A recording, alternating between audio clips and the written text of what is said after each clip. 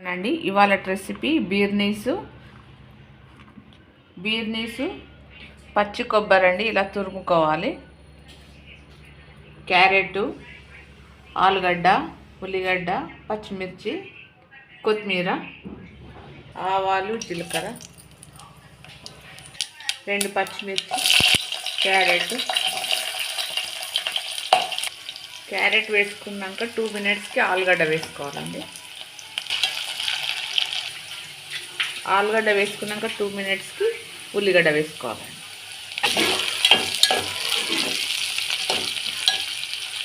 కొత్తిమీర,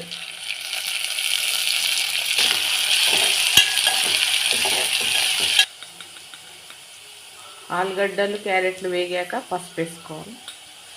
ఉప్పు,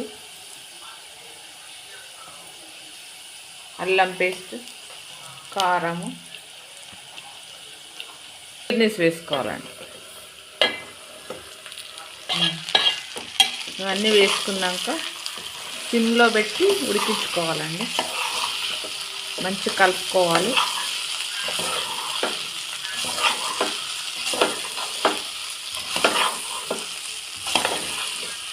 ఇలా సిమ్లో పెట్టుకొని మూత పైన వాటర్ పోసుకోవాలండి. మాడకుండా ఉంటుంది. కొంచెం వేడెక్కాక కొద్దిగా నీళ్ళు వదులుకోవాలి. ఎక్కువ నీళ్ళు పోయకూడదు బీర్నీస్లో. ఇలా బీర్నీస్ ఉడికాక పచ్చి కొబ్బరి పొడి వేసుకోవాలండి.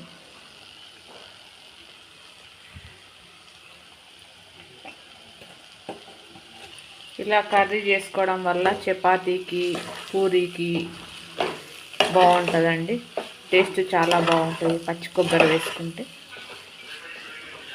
కొత్తిమీర వేసుకొని 2 మినిట్స్ అయ్యాక స్టవ్ ఆఫ్ చేసుకోవాలి. అలాగే మీరు కూడా ఈ వీడియో చూసి కర్రీ చేసుకోండి. ఈ వీడియో చూసిన వాళ్ళందరికీ ప్లీజ్ సబ్స్క్రైబ్. Thank you.